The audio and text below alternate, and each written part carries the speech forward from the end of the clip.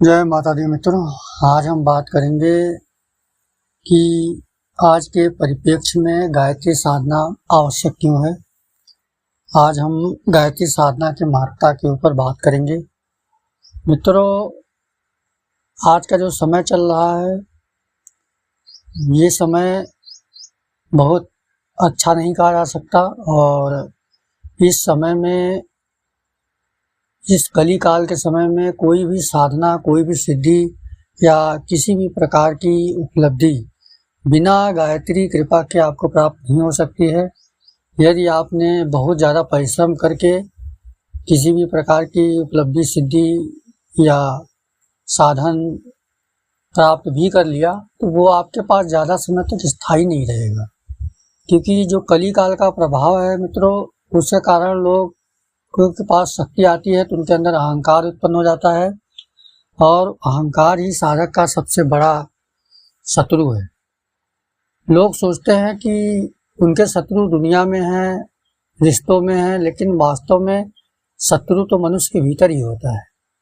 काम, क्रोध, मद, लोभ, मत्सर, ये सब विकार जो है यही मनुष्य के परम शत्रु हैं।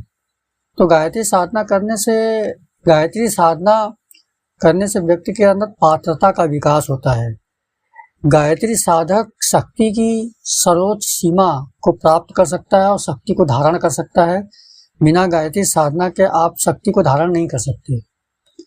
और जिसने गायत्री साधना की है उसके पास कितनी भी शक्ति आ जाए, उसके अंदर अहंकार कभी नहीं आएगा। और जैसे बहुत सारे लोग होते हैं वो गायत्री साधना करते हैं। गायत्री साधना योग की साधना है, योग मार्ग की साधना है।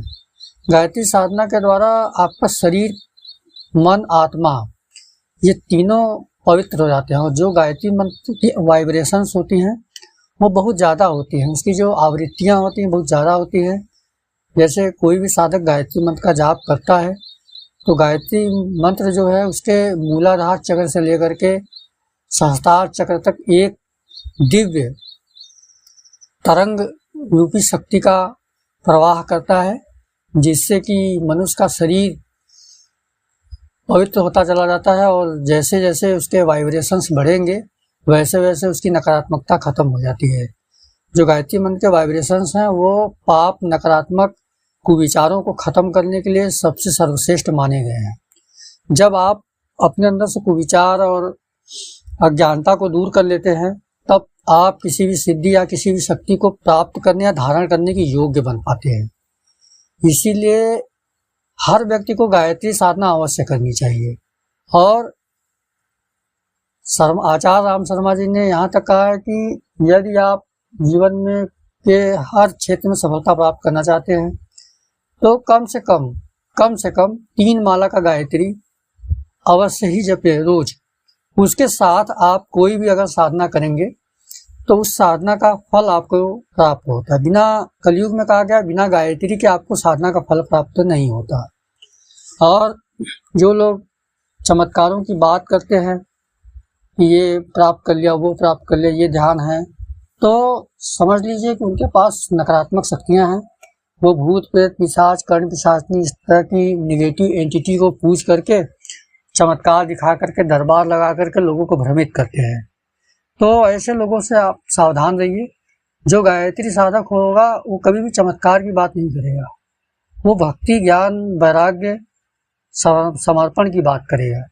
और उसके पास दिव्य शक्ति होगी। उसके पास, जैसे कोई भी गायत्री साधना करता है, जैसे ही आप उसके पास जाएंगे आपका मन प्रफुल्लित हो जाएगा। उसकी ऊर्जा को जैसे आप स्पर्श करेंगे आपको लगेगा एक दैवी चेतना आपके अंदर प्रवाहित हो रही है। उसकी वाणी में एक विशिष्ट प्रकार का तेज होगा। इससे ये सिद्ध हो जाता है कि गायत्री साधक या गायत्री साधन करने वाला व्यक्ति सर्वश्रेष्ठ होता है।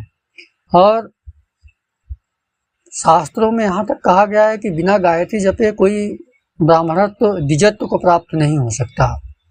और गायत्री के कारण ही व्यक्ति अपने आप को संतुलित और संयमित रख सकता है। जो गायत्री मंत्र का जाप नहीं करते हैं वो क्रोध को नियंत्रित नहीं कर सकते। छोटी छोटी बातों पे क्रोध करते हैं और गलत आचरण करने लगेंगे, छोटी बातों को लेकर के शत्रुता की भावना करेंगे, और शत्रुता की भावना से उनका ही नुकसान होता है, सामने वाले का नुकसान होने वाला नहीं है। उनका समय का बर्बादी और बेमतलब में वो अलग अलग कार्यों में लगे रहते हैं, गलत कार्यों में लगे रहते हैं, जिससे उनका प्रारब्ध खराब हो जाता है और उनकी सारी चीज़ें बिगड़ जाती हैं।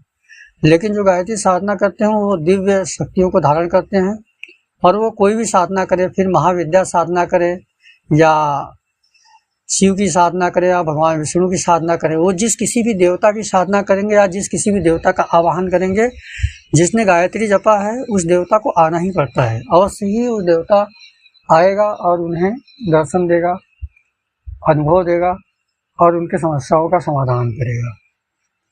तो गायत्री साधना के साथ, गायत्री साधना पात्रता की साधना है, उसके साथ आपको अन्य साधनाओं की भी आवश्यकता होती है।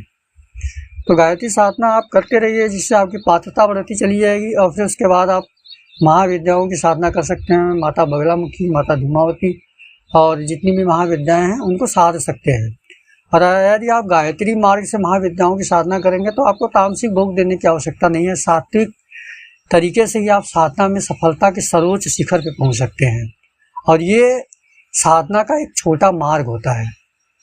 तो मित्रों, इसलिए आज के परिप्रेक्ष्य में गायत्री जाप आवश्यक है। इस पे आपके क्या विचार होंगे, कमेंट के माध्यम से आप बता सकते हैं। तो गायत्री साधना जो करने वाला व्यक्ति है वो हर प्रकार से किसी दूसरी साधना करने वाले साधकों की अपेक्षा ज़्यादा श्रेष्ठ माना गया है। इसलिए आज गायत्री साधना की महत्ता है, और जो भी गायत्री साधना में लीन है ऐसे व्यक्ति महान हैं, उनकी जितनी प्रशंसा की जाए वो कम है।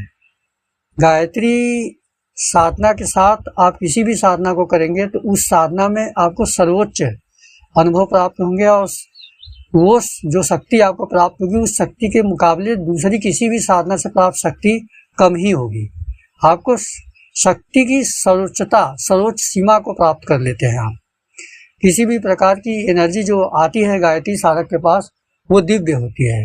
नकारात्मक एनर्जी कभी उसके पास खटक ही नहीं सकती है, और रोग, दुख, शोक, संताप ये सब नष्ट हो जाते हैं। जो गायत्री उपासना करता है उसके शरीर में एक विशेष प्रकार का चमक होता है, तेज होगा, उसकी आंखों में एक विशेष प्रकार का तेज होगा, वो बहुत ही कॉन्फिडेंट होगा और जीवन के प्रत्येक क्षेत्र में सफलता प्राप्त करता है। तो मित्रों, हमारी ये जानकारी आपको कैसी लगी जरूर बताइएगा। जय माता की, जय माँ गायत्री, जय गुरु।